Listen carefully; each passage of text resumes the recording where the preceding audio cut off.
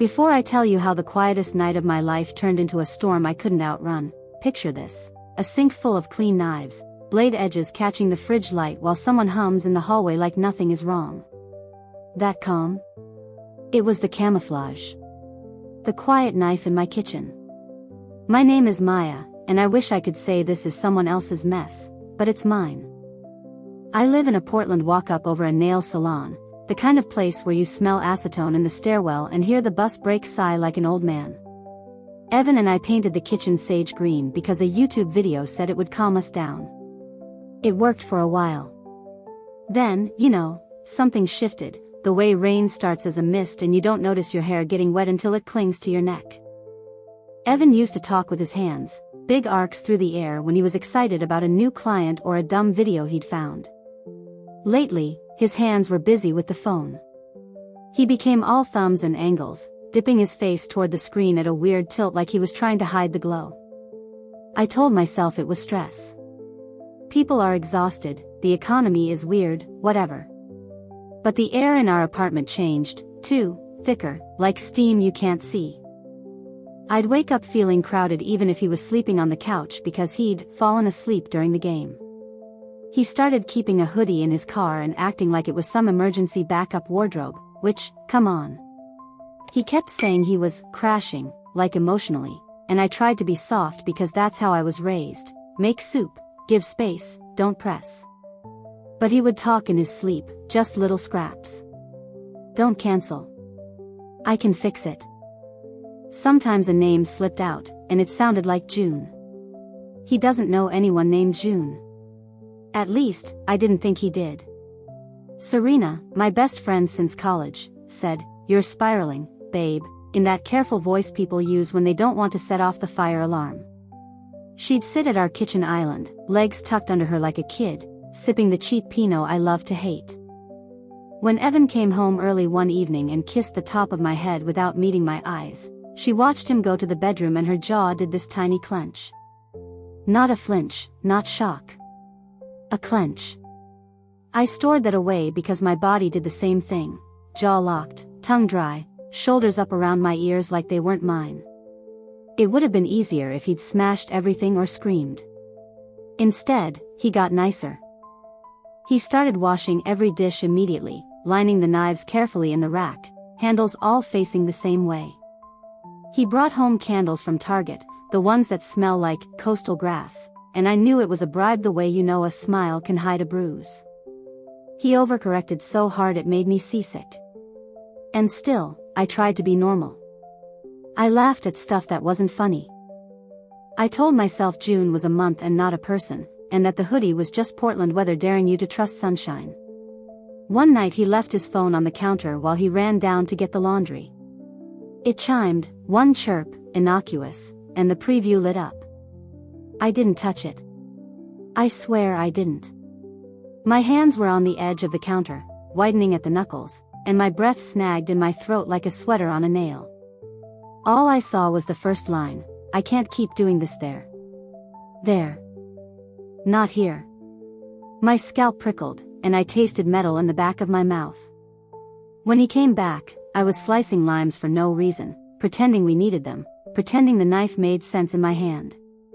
We went to bed early and lay there like two statues. Every time he shifted, I felt the mattress tell me a story I didn't want to hear. The ceiling fan wobbled and I tracked it, like you track a fly so you don't have to think. When he finally drifted off, he murmured again, and this time I heard it clean, "June, please." I stared at the dark and told myself it could be anything, his aunt, a boss, some inside joke I'd forgotten. I built a whole world where that was true. And part of me believed it because believing hurts less than knowing. The next morning, Serena texted a selfie from our favorite coffee place, asking if I wanted a cinnamon roll. I typed, erased, typed again. My hands were trembling so hard I hit the wrong letters, and autocorrect gave me something cheerful and stupid. When she arrived, all sunshine and damp curls, she hugged me too long, like I was leaving for a trip. The hug felt like a confession she didn't say out loud. I didn't ask questions. Not yet. If you rip a seam fast, the fabric tears ugly, I wanted a clean line. So I started clocking things the way you clock time at a bad job. Receipts left in pockets, playlists that didn't sound like him, the way he flinched when I mentioned weekend plans. I told myself I would give it one more day of pretending, then I'd stop pretending for good. That night, after he announced he might stay late again, I stood in the kitchen with every light off, the city glow slipping in around the blinds, and slid my phone onto the counter. I opened a new note and typed the first sentence of what I was really going to do, the part one hadn't admitted even to myself yet, and hit save as the door clicked behind him. Saving that note felt like clicking something armed but not detonated. I didn't write anything brave, just, I'm done tiptoeing. I'll let the lie name itself. That was the plan. Don't confront. Don't beg.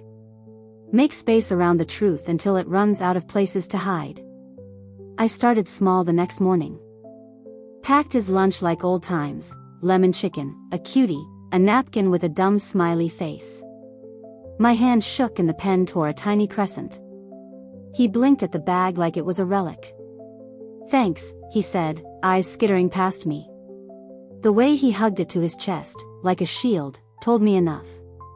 Serena swung by to check in, palms flat on the counter like turbulence was coming. How's your head? She asked. Fine, I lied, then floated the test. June's a liar, I said, meaning the month. Her laugh came too quick. Yeah. June's a liar.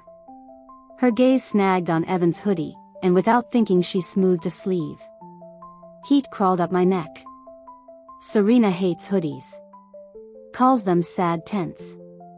We walked to the corner store past the engagement mural heron. Maybe he's depressed, she said, kicking a pebble. People overclean. They hide. I asked, hide what? She gave a small shrug. Themselves. A beat. Or someone else.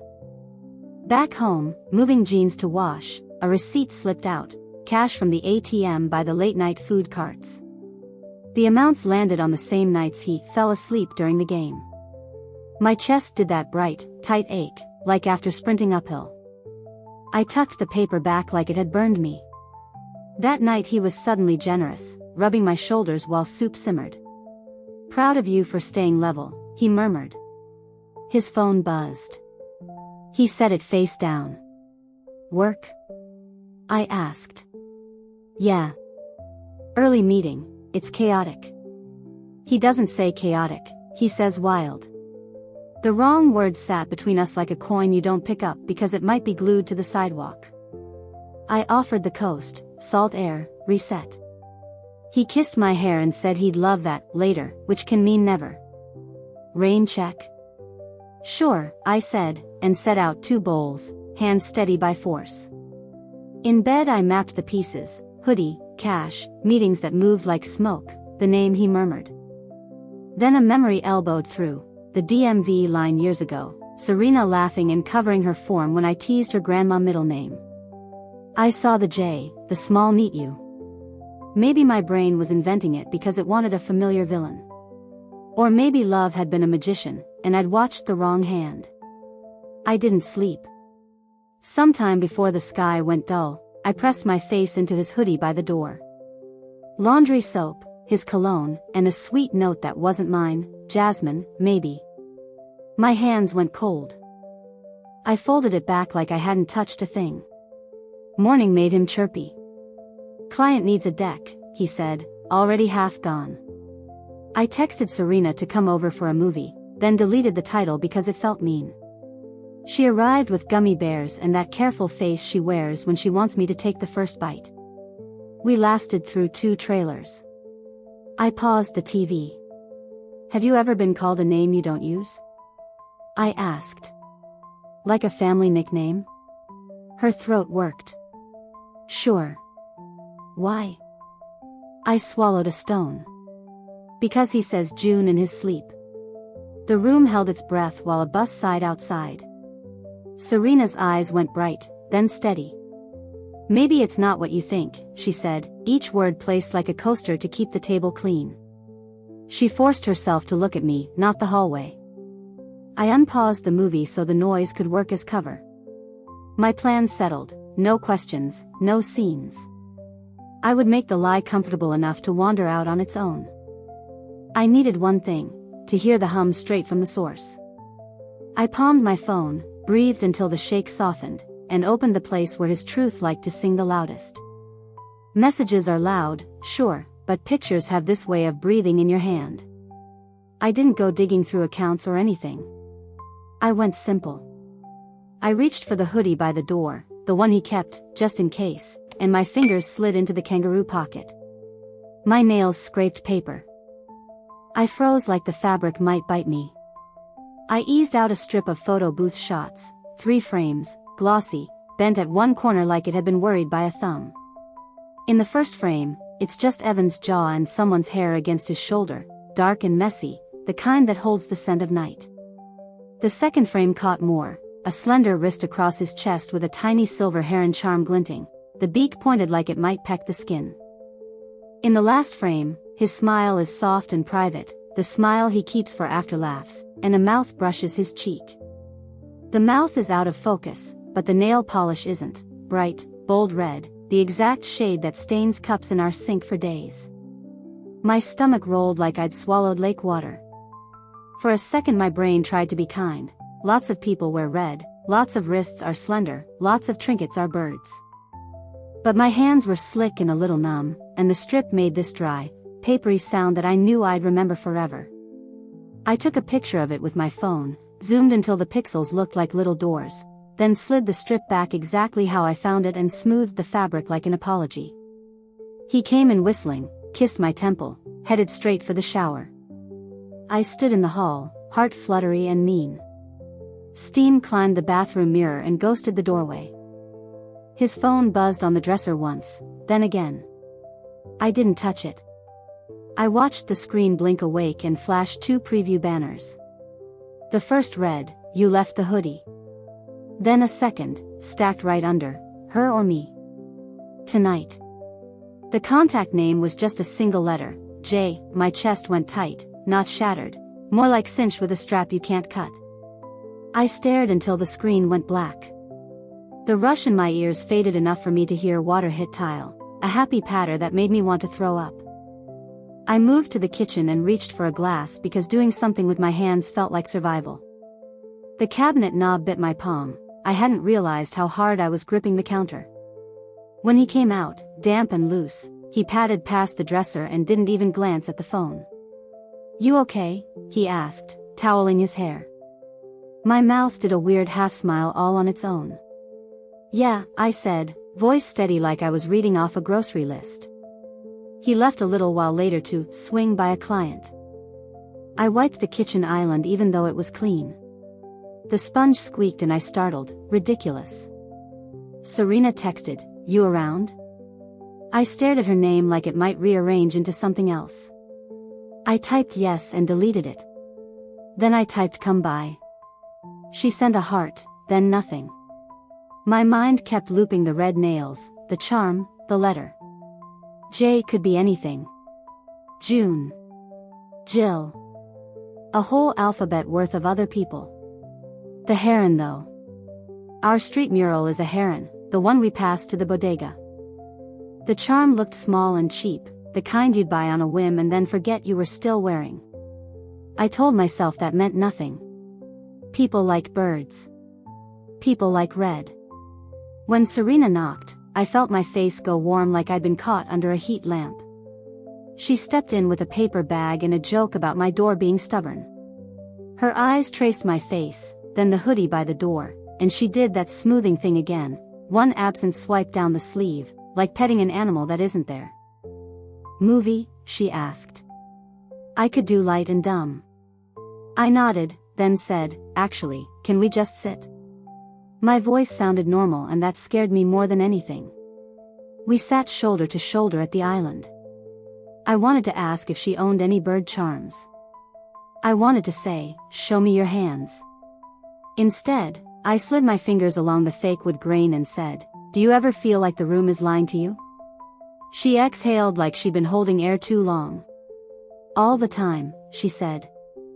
Then she blinked hard and changed the subject to candles and how Target got the scents wrong again this season. He texted while she was talking, "Can we rain check dinner? Might be late." I watched the words appear like they were writing themselves on my skin.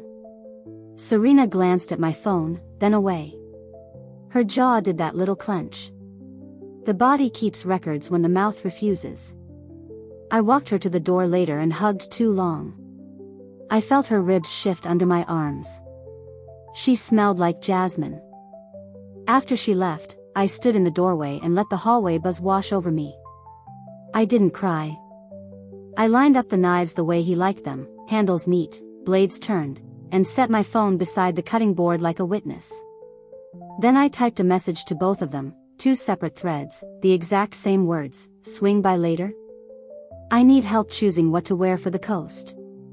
I hit send before my nerves could argue and felt the whole apartment tilt toward whatever would answer first. Both answered, but not the same way. Evan sent a thumbs up and a soft, "Later, promise." Jay wrote, "Be there." No emoji. 2 flat words that landed like a coin in a jar. I set the phone face down and opened my closet like a stage door. I lined options on the bed, the blue dress Evan likes because it photographs honest, and the vintage red skirt Serena found at a flea market.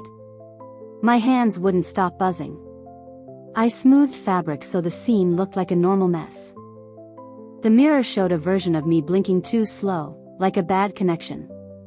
The apartment sounded crowded even though I was alone. Pipes muttered. The bus sighed outside. I paced until my arches burned, then sat with palms flat on my knees. Breathe in, count. Breathe out, count. I wasn't here to catch them, I was here to see who they chose to be. The first knock was quick and light. Serena, cheeks pink from the climb, held a travel mug like a hall pass. "Fashion consult?" she asked, trying for breezy. Her eyes did a fast inventory, bed, dresses, counter, knives. "God, I love the blue on you." "Help me pick," I said. My mouth was dry enough that the words came out papery. We stood hip to hip facing the mirror, 2 women practicing normal. She talked hems and sandals. I nodded and hummed. Every few minutes she swallowed hard. I asked nothing. I watched her watching me. She flopped on the bed and made an exaggerated sigh. "We could go even if he flakes," she offered, light but loaded. I rolled the idea in my mouth like a cough drop. "Maybe," I said. "If the weather behaves." She laughed, then went quiet and looked toward the door. She didn't move. Another knock, heavier. Serena sat up too fast and pressed her lips together like she'd tasted soap. Evan stepped in with that porch-light smile. He kissed my cheek, saw Serena, and made his voice cheerful. "Hey, you." Air thinned. I gave the performance they came for. "I need a tiebreaker," I said. "Blue or red for the coast?" I held each option to my collarbone like I was on a cheesy show. Evan rubbed his jaw. "Blue," he said. Serena said red right over him, then laughed too loud.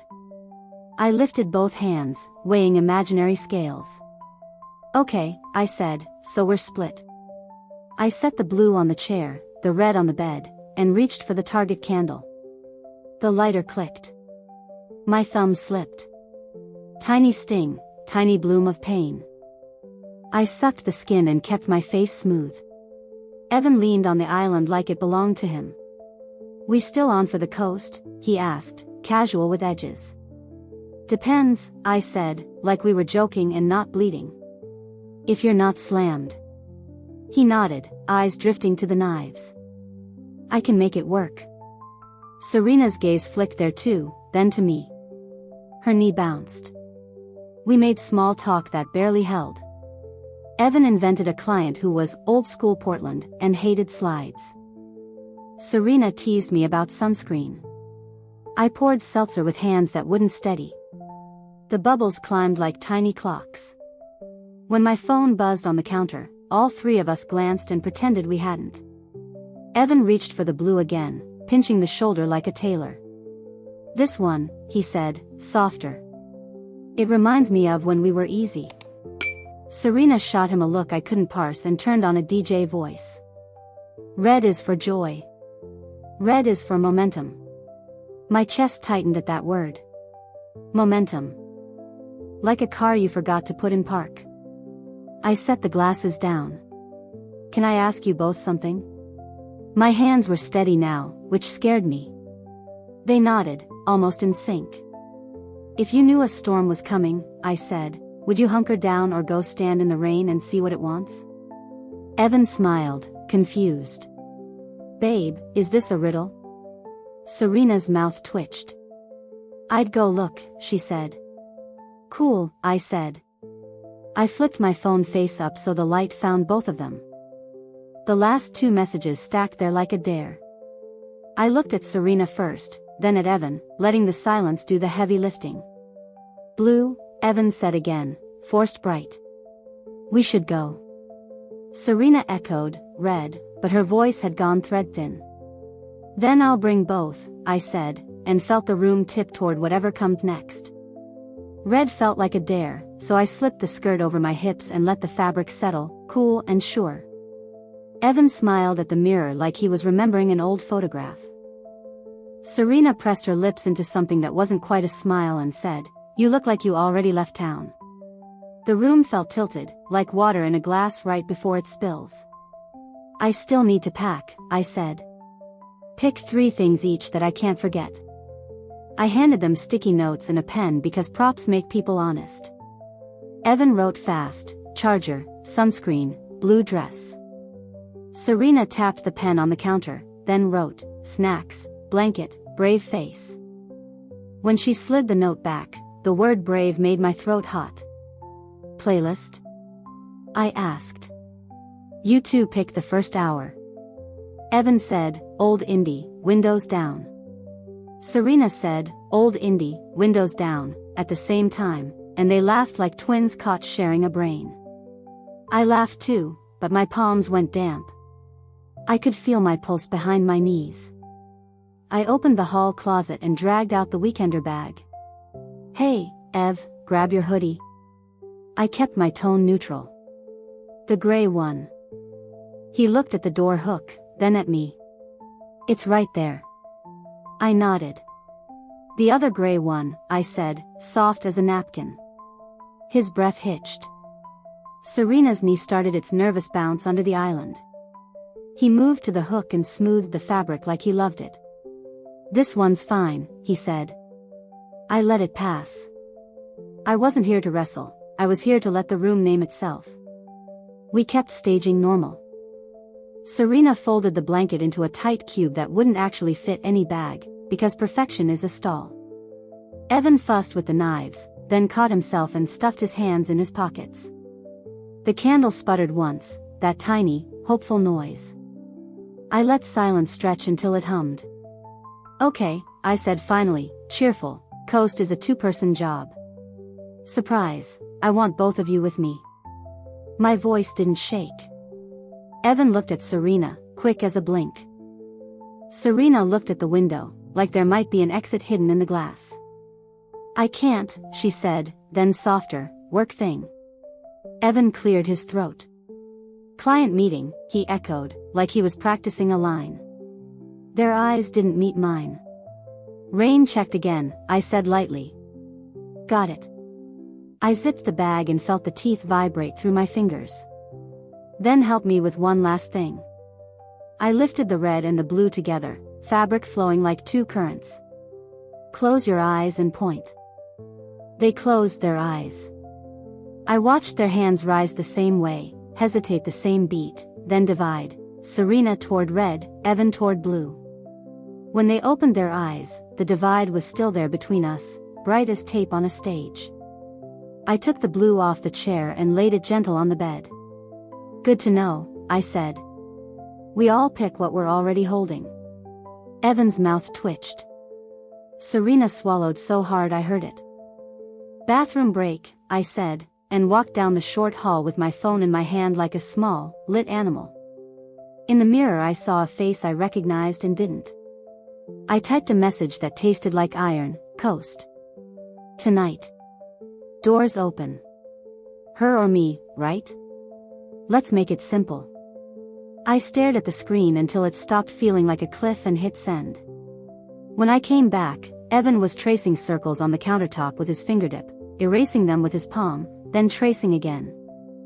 Serena had moved to the window and was pretending to study the weather. The room smelled like jasmine, faint and unplaceable, like a promise told too close to your ear. I'll grab the car, Evan said suddenly, overbright. We can go for a quick drive, just us. Blow off the cobwebs. Serena flinched, then covered it with a shrug. Or we could walk to the bodega, she offered to me, and get snacks for the road. Great ideas, I said. Let's do both.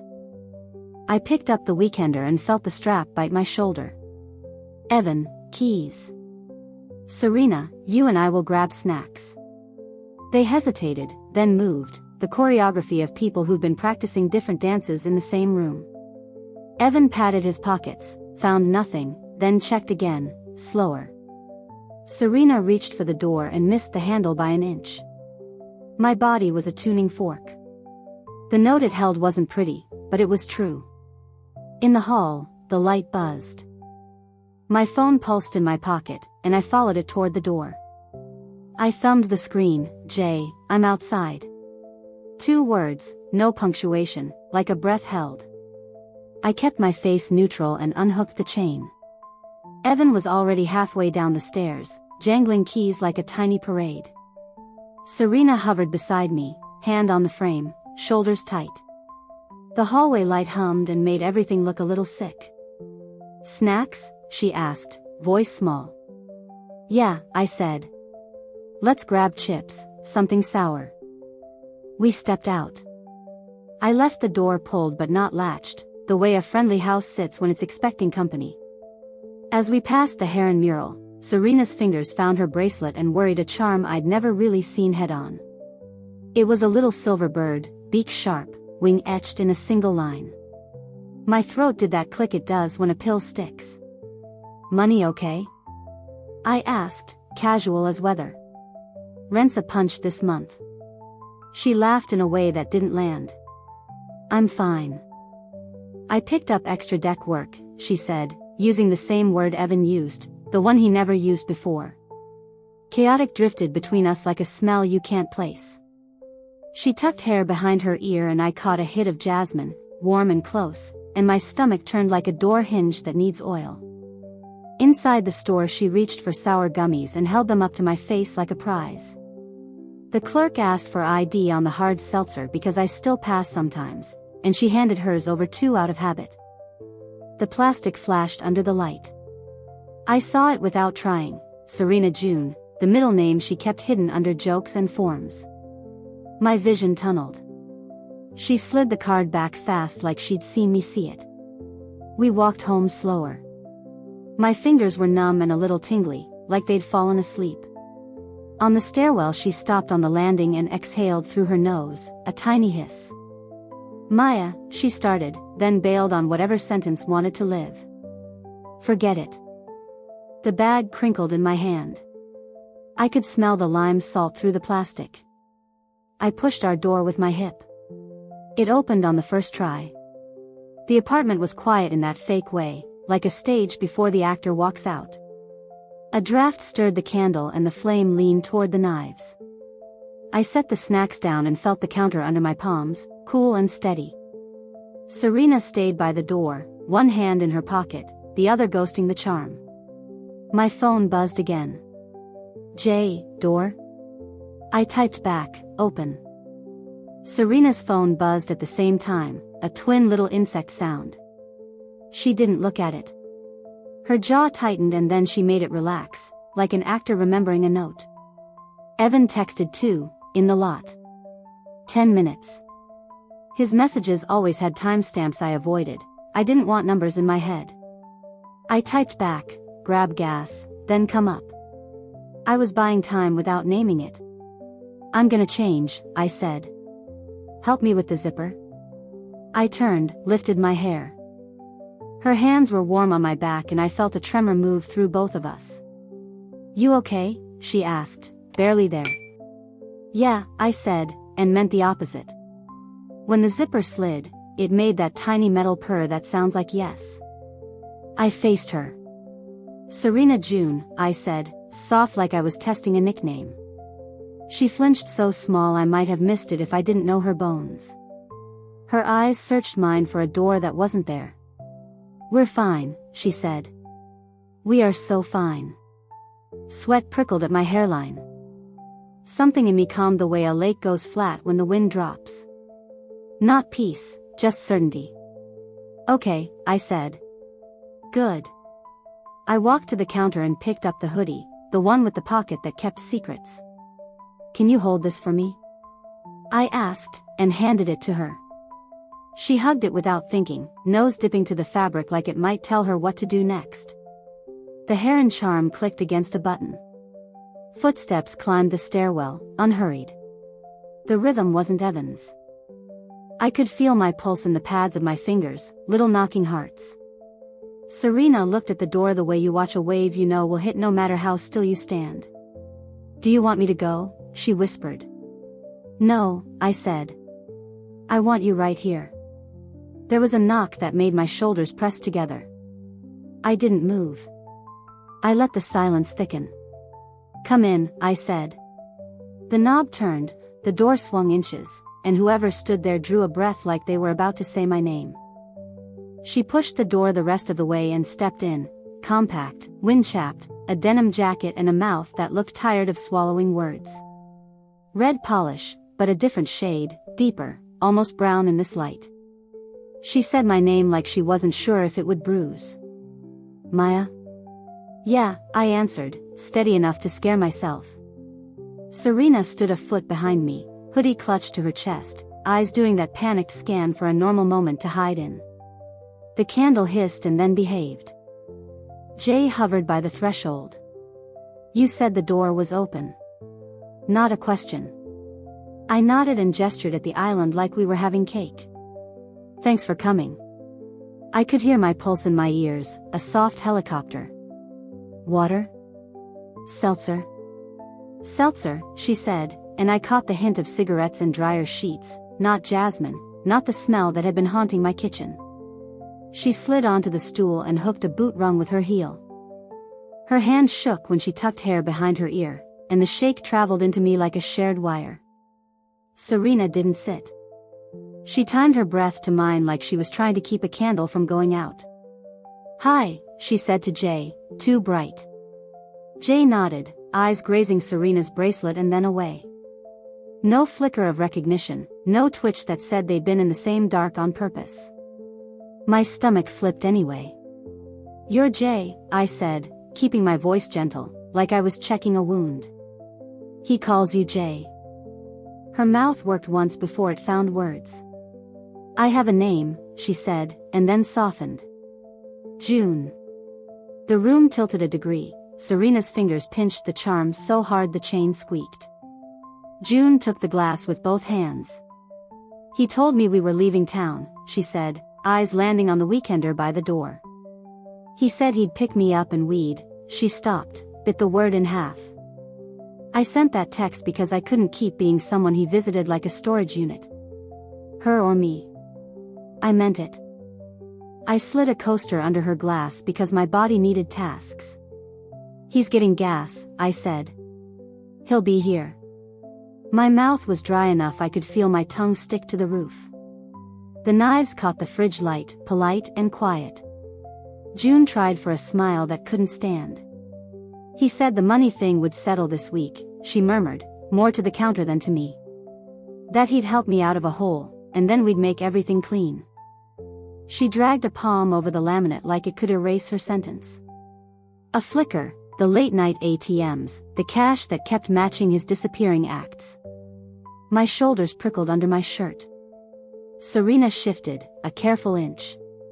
"You don't have to be here for this," she told June, soft but firm, like she was offering a mercy shot. June looked up, surprised. "And you are?" she asked. Serena's throat worked. A friend, she said, which was true enough to cut. I wanted you both here, I heard myself say, and it wasn't a performance anymore. Because I'm done with shadows arguing with each other. If he's going to choose, he can do it with all of us breathing the same air. My hands flattened on the countertop. They were steady now. The steadiness felt expensive. June studied me, then Serena, then the bag by the door like it might contain the answer. For what it's worth, she said, he told me you were distant. That you wanted different things. The words landed like little stones. He said you'd thank him later. I swallowed the first sound that tried to jump out of me and felt it burn a trail down my throat. Serena took one step toward me and stopped when she saw my face. Maya, she said, and my name came out like a bruise pressed by accident. If you want me to leave, I will. Her voice shook and then she shoved it still. The charm flashed once at her wrist, a tiny bird stabbing the air. I want you to stay, I said, and it was the truth's cleanest edge. I want the whole picture in one room. June's breath came rougher now. She set the glass down and I saw the print of her fingers on the condensation, for clean ovals like a small map. Down the hall, a neighbor's door clicked, the stairwell amplified a pair of steps, then a pause, then steps again. Evan's rhythm, almost. My knees went watery and then locked. June straightened on the stool. Serena's hands disappeared into the hoodie pocket like she was anchoring herself to anything solid. I'm not here to scream, I told them, and felt the tremor in my calves drain away. I just want to understand the story I'm standing in so I can decide how I end it. June nodded, eyes bright and flat at the same time. Serena whispered, okay, like she was promising a stranger a ride. The knob turned once, slow, like the hand on it was rehearsing. I watched the door move a breath and then another. The hallway light bled in, thin and pale. Evan's shadow pushed against it, stretching wrong on our floor, and I took one long breath that filled every lonely corner in me and held it as the door began to open all the way. He stepped in like a man walking into a surprise party he didn't order, smile ready, eyes already scanning for exits. He saw June first, then Serena, then me. The smile died in thirds. Keys rattled once in his palm and went quiet. What is this? He asked, voice pitched sunny, like tone alone could fix it. It's the room, I said. All of it. Sit. I didn't raise my voice. He sat anyway, the way you sit for a doctor who hasn't opened the chart yet. June's jaw flexed, Serena's hands disappeared into the hoodie pocket like she was hiding a small bird in there. Evan tried on a laugh. Okay, weird, he said. Maya, can we talk alone? June looked at him the way you look at a door that just locked. You told me you were picking me up, she said, no frills. You told me we were done hiding. His face flickered, shock, then strategy. June, right? I don't know what you think I said. Don't. My voice cut cleaner than I meant. It made the candle flame lean. We're not playing fog tonight. He reached for my hand and found the counter instead. Babe, you've been distant. I was trying to. I watched him choose a verb. Bridge things. His eyes slid to Serena for help, and that slip was its own confession. Serena blinked like a flash went off. Evan, she said quietly, warning tucked in the syllables. June straightened on the stool. Her or me, she repeated. You answered that text. You said me like you meant it. Evan's mouth opened, closed. You're putting words in. You used chaotic in a sentence this week and you never have, I said, steady. You started washing knives like they were apology notes. You kept a hoodie that smells like someone else. You call her Jay in your phone, but you say June in your sleep. And Serena, your hands smell like my soap and jasmine that isn't mine. Silence stiffened. Serena's eyes shone but didn't spill. Maya, she whispered, and my name cracked in the middle. Please. Her thumb worried the charm until the chain dug a tiny half-moon into her skin. Evan shoved to standing, palms out. "All right, enough," he said, voice a size too large. I messed up. I was helping. June has been in a rough spot. I lent cash. That's it. June's laugh broke like a twig. "You don't kiss people you're helping in photo booths," she said. He flinched so small I almost missed it. "I didn't pull out the photo. I didn't need to." "Who wore the heron?" I asked, soft. His gaze jerked to Serena's wrist like a magnet finding the only metal in the room. June noticed the movement and went very still. Serena's breath stuttered. "This is going to sound," she swallowed. "He said it was a one-time lapse. That he felt invisible in your apartment. That I was a fix, not a future." I believed him because it was easier than believing I'd blown up my own life for nothing.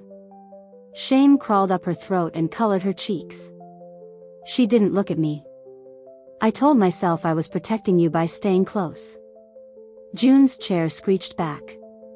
"So which is it?" she fired at Evan. "The emergency you fund, or the best friend you borrow?" He sagged, then gathered himself like a man stacking boxes in a flood. "It doesn't matter what I did," he said, wild-eyed. "What matters is us, babe. Maya, I want." Don't say us like it's still a single thing. My hands were flat on the counter. I watched my knuckles go pale and let them. "You wanted a maze. I'm laying it flat."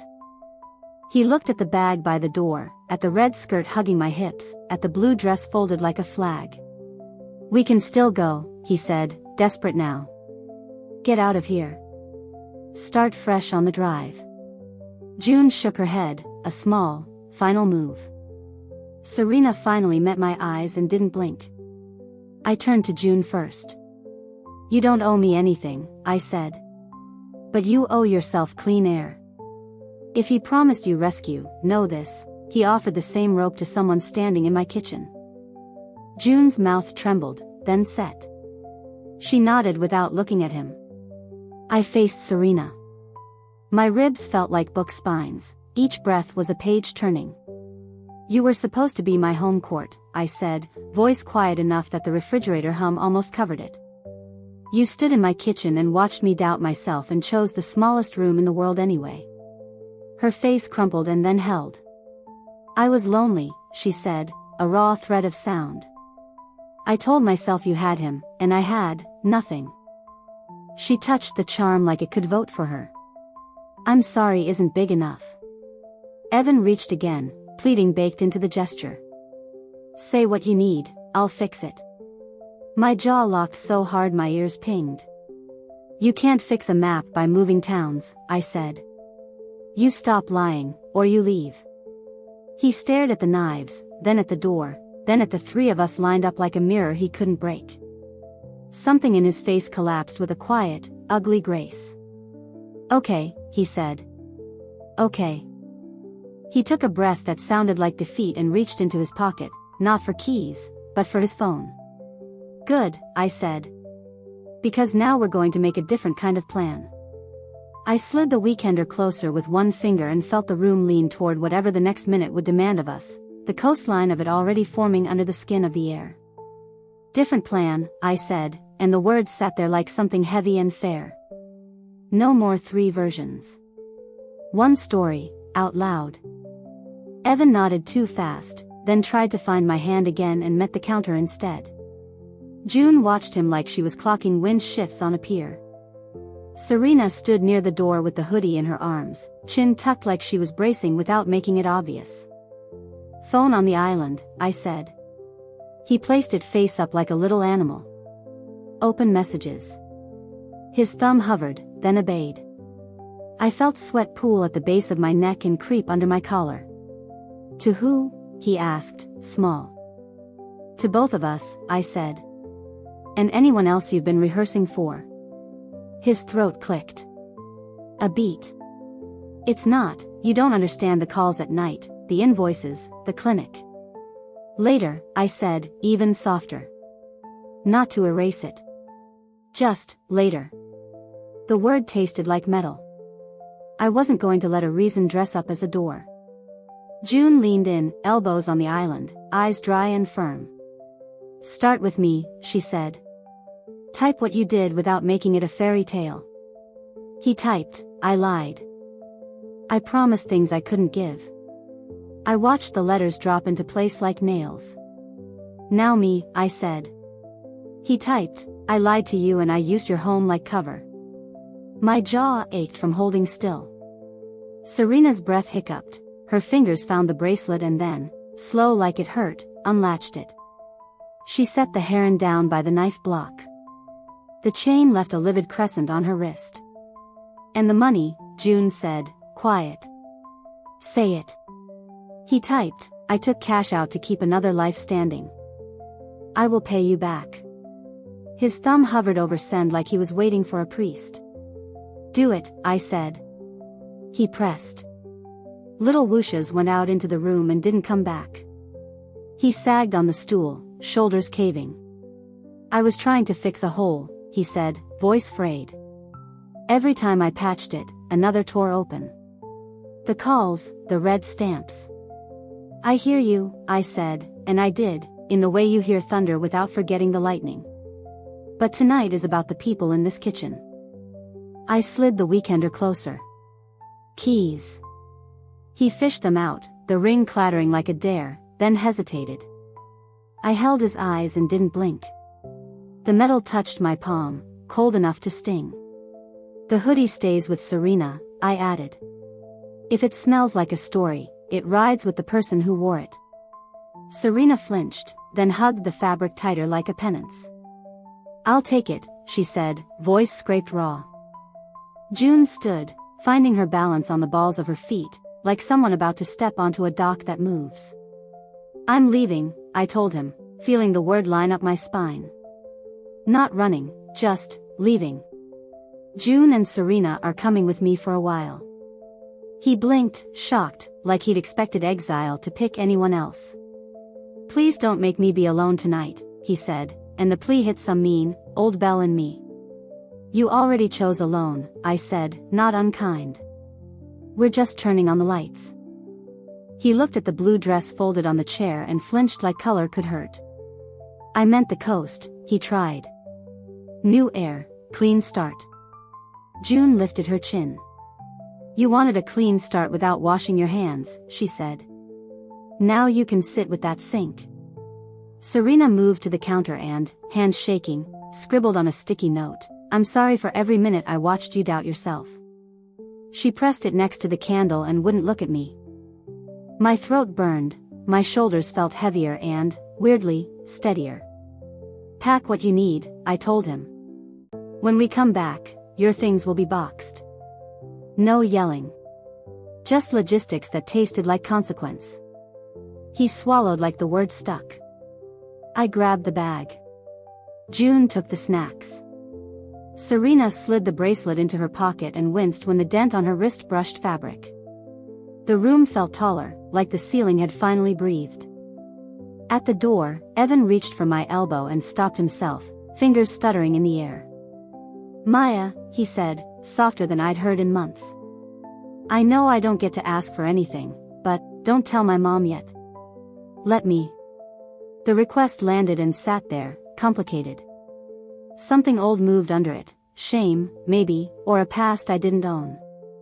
I nodded once. That's yours, I said. Do it. We stepped into the hallway. The light hummed. June's boots whispered on concrete. Serena locked the door behind us, then handed me the keys like a small ceremony. Through the thin wall I heard him sit down hard, the stool legs complain, the apartment breathe in and out without us.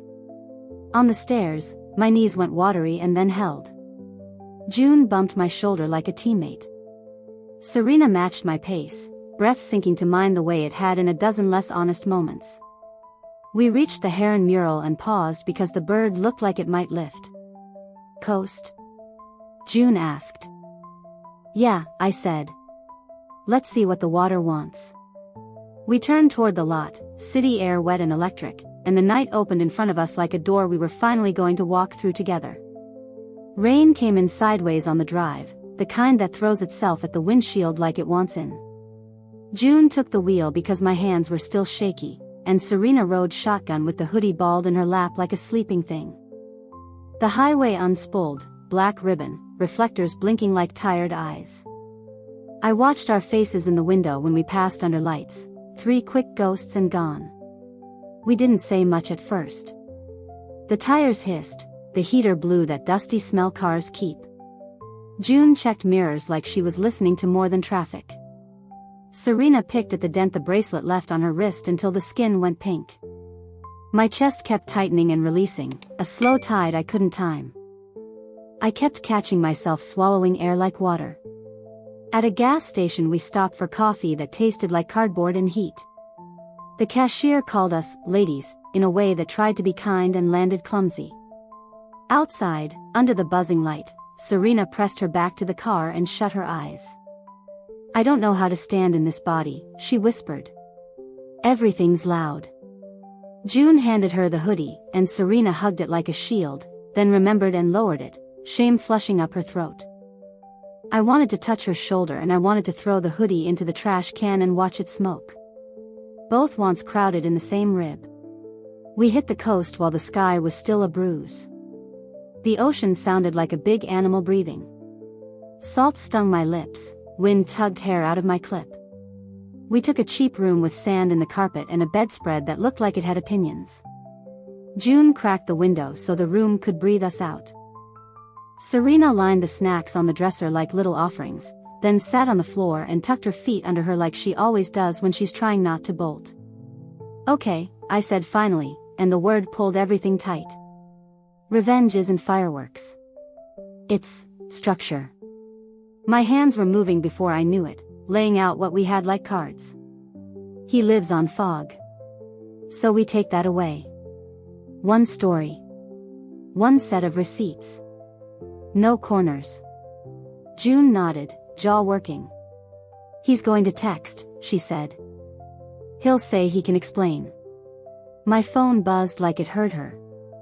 I turned it face down and felt the vibration in my bones anyway. Serena's eyes flicked there and back.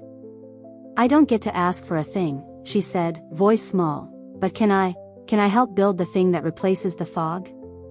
You're already doing it, I said. My voice came out steadier than my pulse. We box the apartment tomorrow. Labels that say what's actually inside, time, sleep, trust, and then whatever his is goes to the entryway. We change the locks after I sign my name off the lease. We take pictures of every box so there's no, you lost my life, speech later. I swallowed. And the money he promised you? June, we request it. Not as a hope. As a bill he already wrote with his mouth. June's eyes softened at the edges like the idea hurt less than the weight. I hate needing it, she said, embarrassed heat in her cheeks. But I needed it before him, and I'll need it after. She looked at me. I won't make you my safety net. I'll just take back what he used me to justify. I nodded. My palms were damp and cold at once. Serena cleared her throat. And me, she said. I'll call the friends I let this rot around. I'll tell the truth without costume. If anyone wants your side, they get your number from me. Her voice shook on your. She pressed her hands together like a prayer she didn't believe in. And the bracelet. I'll sell it and send the money to June until he pays. It's nothing, but it's not nothing. Wind rattled the window screen. Somewhere a door banged. The ocean kept being itself, enormous and busy, indifferent to our little committee. I stretched my fingers until the ache backed off. There's one more thing, I said. He used the word clinic. The syllables felt like a slippery stone. I don't know what that is yet. I don't want it to excuse anything. But when we're done, I'll hear it. Not before. June stared at the ceiling like she was reading weather up there. Serena rubbed the dent on her wrist, smaller now, not gone. We lay sideways on the bed, 3 in a row, shoes off, socks mismatched. June set a timer to keep us from talking in circles. When it chimed, we each spoke once, Clean. June, I'm done being a shadow. Serena, I'm done borrowing what doesn't belong to me. Me, I'm done running cleanup for other people's messes. Saying it out loud made my throat burn and my shoulders drop. On the beach we walked until the wind stitched tears into our eyes. Serena picked up a flat stone and didn't throw it. June wrote a word in the wet sand and let the wave take it. My jaw stopped clenching for the first time in days. I could feel the inside of my cheeks again. Back in the room, I turned my phone face up. 3 messages from Evan stacked like a confession that didn't know where to land. Please come home. I can fix this. I'll tell you everything. I typed and erased twice, then sent the only sentence that felt like air. We're coming back in the morning. Be ready to pack the truth. The little delivered dot blinked and sat there, neat as a period at the end of a sentence we'd finally learned how to write. We drove back before the shops opened, the kind of gray morning that makes everything look honest. I held the coffee too tight and my knuckles went chalky. June kept both hands on the wheel. Serena watched the road like she could will it to stay straight. When the city rose up, my throat went dry the way it does before a dentist. I texted, 10 minutes. Be ready. He was. The door was propped with a shoe, the apartment smelled like toast burned and then hidden in the trash. Boxes waited in a neat column. He'd shaved. He'd put on the blue shirt I used to call his meeting armor. His smile was the shape of a bruise. Morning, he said, and the word tried to be normal and failed. Let's start, I answered. I set my bag down and felt the floor steady under my feet like a boat finally hitting dock. Serena went to the sink and turned the water on low, white noise, mercy. June stacked our labels on the island, the ones we'd written in the motel, kitchen, bedroom, bathroom, and then the truth ones, promises, apologies, excuses. We weren't here to smash. We were here to sort. Evan reached for a box like a man volunteering in the wrong place. Where do you want me? He asked. At the island, I said. With your phone. He went, obedient, and the obedience sat weird on him, like a rented coat. June stood opposite, arms folded against herself like the wind was suddenly inside. Serena hovered by the knives, then made herself move away. Read your last 3 messages to both of us, I said. He swallowed and did it, voice thinning on the parts where he'd promised different futures in the same hour. Hearing it land in one room made my scalp prickle. He couldn't look at any of us when he said the word me. And the money, June said, quieter than the faucet. Start it. He opened the app with stiff fingers and sent the first payment, cheeks flushed like heat had found him. More by Friday, he muttered. The ping hit my nerves like a tiny hammer. June nodded once, not triumphant, just breathing for the first time in days. We packed. I wrapped the mugs we never both used at the same time. Tissue crackled under my thumbs. Serena folded towels so tight the edges went hard. She relabeled a box from bathroom to clean slate and then shook her head and changed it back.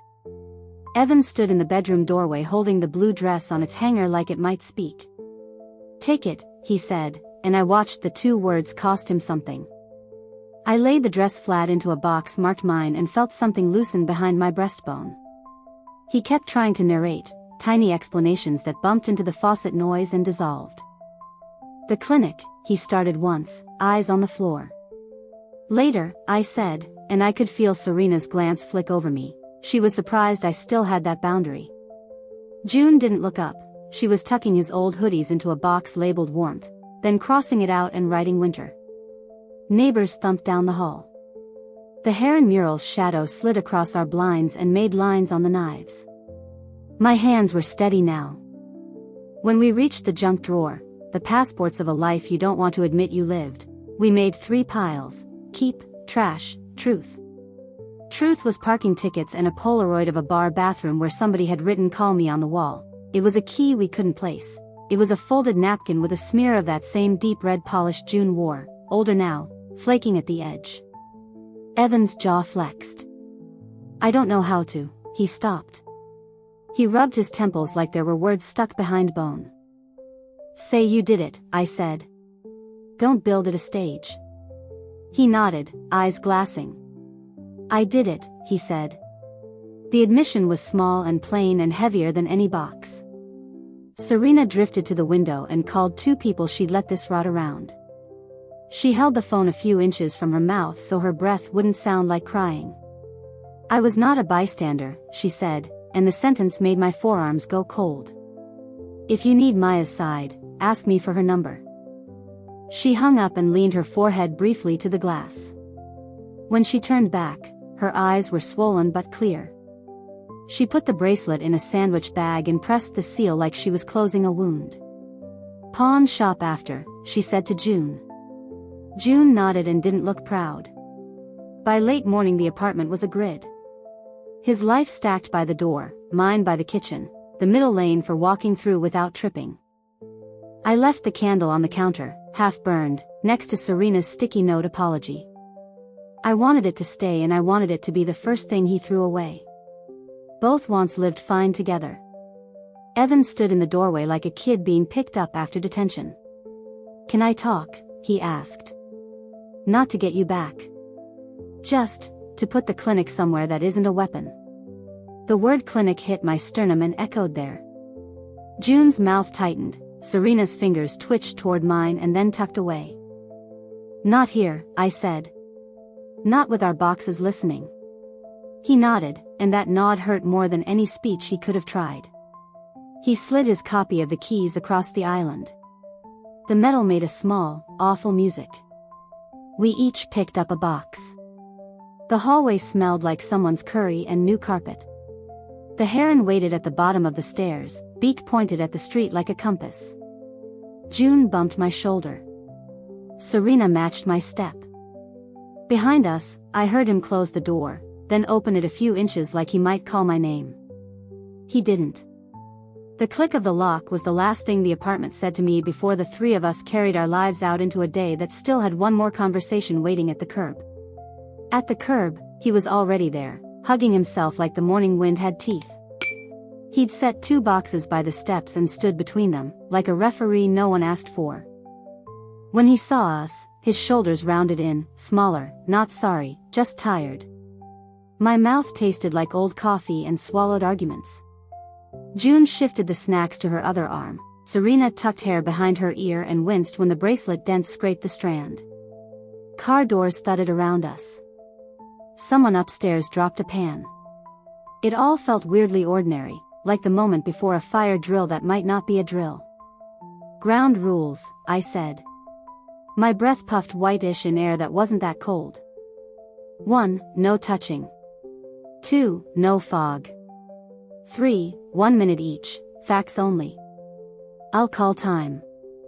I held up my phone like a stopwatch even though my hands shook. Evan nodded like a kid who wants extra credit. His eyes were glassy in the cheap light. I'll go first, he said. No, June cut in, quiet and exact. She goes first. I did. You set 2 tables and ate at both, I said. You promised rope to 2 drowning people and filmed yourself being generous. I'm not here to ask why yet. I'm here to make sure the next part has walls. He swallowed and rubbed a thumb along the edge of a box, nervous, almost tender. I deserve that, he said. And worse. He looked at June. I sent the first payment. June didn't smile. She gave a once nod like a door closing. Serena stood so still the hoodie slipped an inch and she caught it at her hip, fingers whitening. Your minute, I said. Evan breathed in like he was about to dive. The clinic, he started, and I felt my stomach pull tight. I won't pitch it as a pity thing. I just need you to know it exists. He stopped there, like he'd promised a headline with no article. Later, I said, and that word steadied me more than I wanted to admit. My turn, June said, stepping closer to the line in the concrete. I'm not your emergency anymore. You'll finish what you started sending, then you'll stop calling me anything, even my initial. If you backslide, I'll treat it like a bill, not a romance. Her voice didn't wobble. A gull screamed somewhere and it sounded like applause from a rude balcony. Me, Serena said, softer, hands visible, empty. I won't stay in a story where I'm the secret and the alibi. I'll tell the same sentence to everyone, even people who prefer the prettier version. She looked at me, then away. And for what I stole, I'll keep paying forward until the dent stops stinging. She pressed the sandwich bag with the bracelet against her chest like it might cool it. Evan wiped his face fast, palm to cheekbone, an old habit I knew from long fights we pretended were debates. I don't have a defense that isn't a backstory, he said. The clinic is part of it, and the calls, and this, he gestured at the boxes. But I hear you. Walls first. He glanced at me. I'll move out this week. I'll leave the couch. I'll stop bartering furniture for absolution, I said, gentle and sharp at once. You're moving because I asked and because we boxed your life. Not because couches have souls. My jaw clicked, I made it soften. Next step is simple. You write the same sentence to each of us. No poetry. You name what you did and what you're doing next. You send receipts without me begging. You tell your mother yourself, and you don't make me your spokesperson. Then, later, you can ask to share the clinic thing. Not before. He nodded, a small, human tilt. Okay. The word looked fragile leaving his mouth. He half reached for my wrist, remembered Rule 1, and curled his hand into a fist by his thigh. The restraint hurt worse than contact. We loaded the trunk. Boxes thumped like slow heartbeats. June's boot slipped, he steadied the cardboard, not her, which somehow felt right. Serena's breath turned thin at the edges. She blew it out through her nose the way I taught her during a time that feels like another apartment. My own palms were damp and cold, a weather system I couldn't name. Where will you go? He asked me, quiet. Serena's couch for now, I said. Then a sublet. Then not your problem. He flinched like I'd flicked his ear. I deserve that, he said again, and the repetition felt like a script he'd been given by a tired director. June opened the passenger door, then paused. One more thing, she said. You don't get to tell people I ruined your home. You did that before I knew your last name. She slid in and shut the door like punctuating a sentence. Serena hovered by me, not touching, but close enough I could feel the heat off her shoulder. My chest did that weird loosen twist thing grief likes. Evan took a slow step back from the curb. Later, then, he said, almost a question. Later, I answered. Not a mercy, just a placeholder. The heron on the wall threw its thin shadow across his face for a second and then let him go. We pulled away. In the rear view, he stayed small and still, a man without props. My phone buzzed in my pocket, one new message from a number I didn't recognize, a name I'd never seen, clinic in the preview and nothing else. I didn't open it. Not yet. I watched the streetlights slide over the windshield like lanes in a pool and told myself, out loud, so my mouth would learn it, structure first, story later. The next turn came up quick, and I took it without signaling, the car full of boxes and salt air and 3 hearts learning, in fits and starts, how to beat without lying. Serena's place smelled like lemon cleaner and takeout that never quite leaves. We squeezed the boxes into her living room, nudging a plant that had opinions and a lamp with a crooked neck. My shoulders ached like I'd been carrying somebody else's name. June put the snacks on the coffee table and lined them up in a neat row, because order felt like oxygen. Serena hovered, then blurted, you can have the bed. I'll take the couch. I shook my head. We rotate. Nobody plays martyr. Saying it steadied me more than the couch cushions did. I dumped the weekender on the rug and sat cross-legged. My jeans bit my waist. The car hum was still in my bones. June slid to the floor beside me, a careful half-inch away. Serena folded down near the armrest, hugging the hoodie like it might behave if she kept it quiet. We sat there with the TV off and the window open just enough to hear traffic. A siren threaded the air and faded. My jaw finally unclenched. It didn't feel like peace, More like the moment after you set something heavy down and your hands still remember it. I made a list, Serena said, soft. She held up a torn envelope like a flag. People I need to call and tell the same sentence to. No edits. Her voice wobbled on the last word. June touched the corner of the paper with one fingertip. I'll go pawn the bracelet, she said.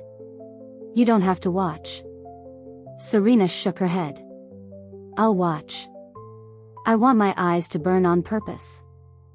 We went a little later when the sky was that flat light that makes everyone look honest. The clerk turned the heron charm over with bored fingers and named a number that stung. Serena nodded anyway, jaw set. On the sidewalk she transferred the money. June's phone pinged, and the sound landed like a tiny, reasonable bell. First receipt, June murmured. Not joy, just relief that finally had a place to sit.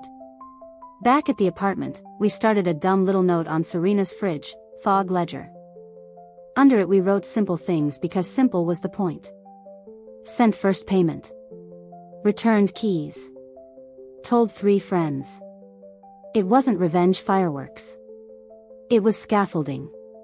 Every line I wrote made my chest feel less like a squeezed fist. Evan's text stacked while we worked. I sent the sentence. I called my mother. I'm moving stuff to storage. He typed like a man trying to build a bridge with string, but at least the direction was right. I didn't answer. Not because I wanted to be cruel, just because answering would put my feet on his side of the river again, and I was busy building mine. Food happened somehow, pizza on paper plates, too much red pepper, lots of napkins. Serena's hand shook when she reached for her slice, grease beaded on her knuckle like sweat. Say it, I told her. All of it. She swallowed. I miss how easy lying made me feel for 5 minutes, she said, shame flushing high. And I hate that I missed that. June took a breath and nodded like yeah, same shape, different room. I felt the want to hug her and the want to make her sleep on the floor wrestle in my chest. I set both wants down next to the ledger and didn't pick either. We boxed laughter in tiny doses, the kind that keeps you from drowning. June told a story about a seagull stealing someone's cigarette. Serena did a voice for the heron mural that was terrible and perfect.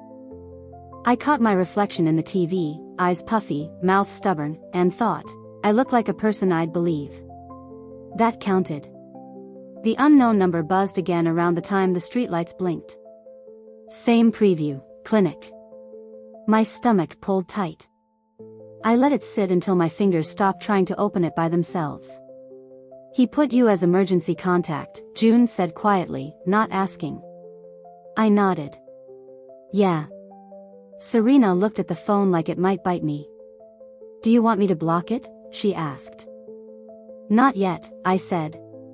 We said later because we meant later. I don't break my own rules on the first night. We slept weird, me on the floor on couch cushions, June on the couch like a question mark, Serena in her bed with the door open. I woke up hot, then cold, then tangled in a dream where the knives kept lining themselves up and turning to look at me. When morning pushed through the blinds, my mouth tasted like pennies and toothpaste. I wrote 3 more lines on the ledger, slept here. Didn't text him back. Still breathing. It felt corny and true. We spent that day doing small things that add up, canceling a dinner reservation, moving my plants to the window, wiping a smear of jasmine off my own jacket like it was a sticker I'd forgotten to peel. June called her manager and asked for a different shift. Serena called 2 people I'd been avoiding and said my name without flinching. My spine uncurled a millimeter. By late afternoon we were out of chores. The apartment held that heavy pause before a storm decides if it wants to happen. The unknown number buzzed again. Same preview, new weight. I looked at both of them. Okay, I said, throat dry. We read it together and we don't let it rearrange our map. June nodded. Serena set her hand on the coffee table like she was grounding an appliance before plugging it in. I opened the text. The first line was all I saw, you're listed as caregiver. Please confirm for tomorrow's evaluation. My lungs forgot how for a second, then remembered. June's mouth formed a small O. Serena whispered my name like a question. I didn't scroll. I just locked the screen, set the phone face down, and felt the next minute step up to the door and knock. We just stared at the screen. Caregiver. The word sat there like a trap that already snapped. My mouth dried up so fast my tongue stuck. Serena whispered it once, like testing a bruise. June rubbed the couch seam until her nail whitened. I said later, I breathed, and later had clearly arrived. I didn't open the thread, I opened a new one. To Evan, the clinic is contacting me as caregiver. Change it. I'm not your cover. Do it now and tell me where you'll be for the evaluation. We'll hear it after. I sent it before my hands could argue. The room let out a breath. Serena dropped the hoodie, it thudded and stayed there. What if he ignores you? She asked. Then I call and say the truth, I said. No fog. Buzz. I flinched. Evan, I'll fix it. Please don't ignore this. It matters. Another buzz. I told them to list my mom. Thank you. I typed back, structure first, and put the phone face down like a hot plate. June pointed to the fridge. Ledger. I wrote, removed from caregiver role. The ink steadied something in me my ribs hadn't managed. Do we show up? Serena asked. To the evaluation. June met my eyes. Hearing isn't caretaking, she said. She was right. Old habit made me want to fix, newer muscle made me stay in my lane. We show up, I said. To keep the air honest. Sleep never came, it circled. By gray light we dressed like we were going to jury duty, quiet clothes, hair back, shoes that don't squeak. In the car Serena watched sidewalks glide by, voice small, I keep wanting Grace to be a coupon. June tightened her grip. Grace is just not lying, she said. Even when lying feels like a nap. The clinic sat over a pharmacy, tidy letters and peppermint air. We chose seats with a view of the door and each other. My knee bounced. Serena sandwiched her hands between her thighs. June watched the receptionist the way you read a tide chart, patient, practical. Evan showed late enough to make it a test. The blue shirt looked too loud on him. His eyes landed on us, then flinched away. You didn't have to come, he said. We came for the truth, I answered. Not for you. He swallowed and disappeared when they called his name. The TV in the corner did cartoons about coping.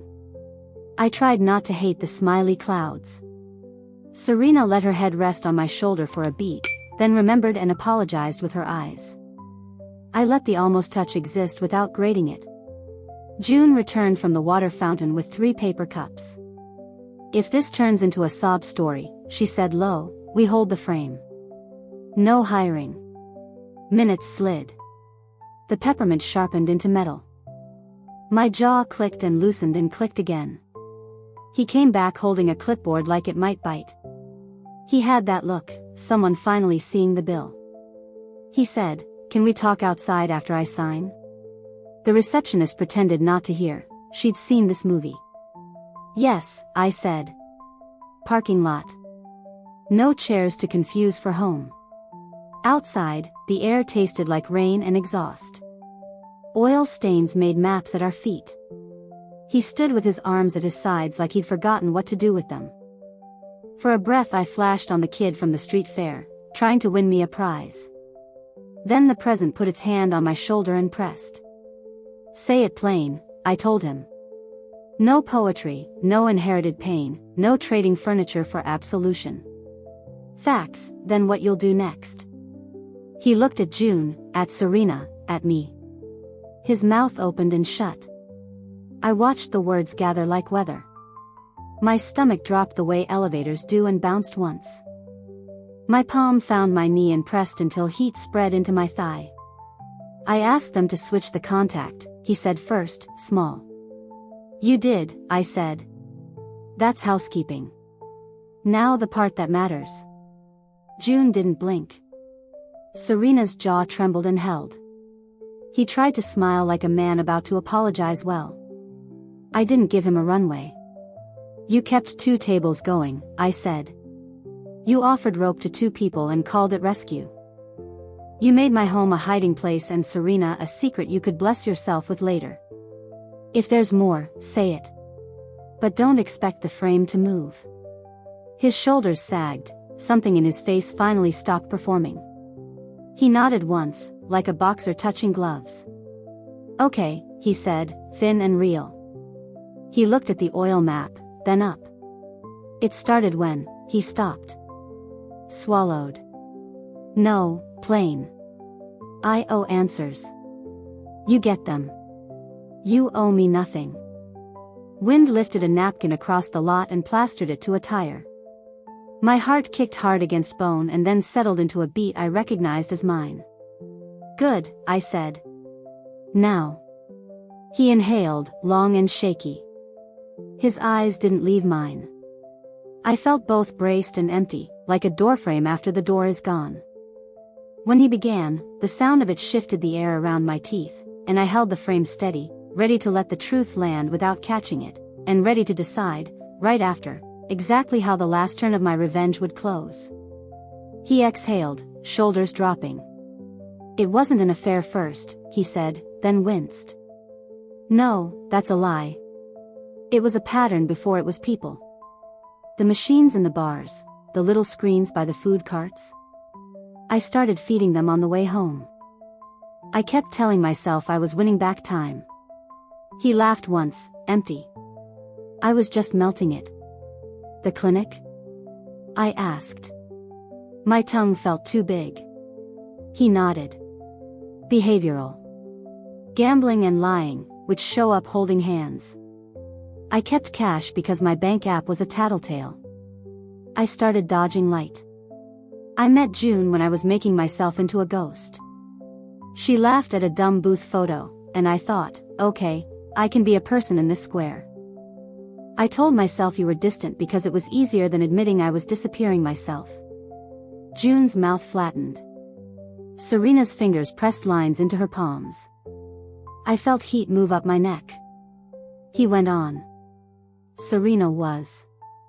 I don't get to name it pretty.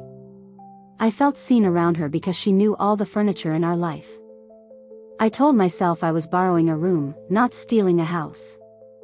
I told June I could fix her rent because fixing things is how I learned love. His voice thinned.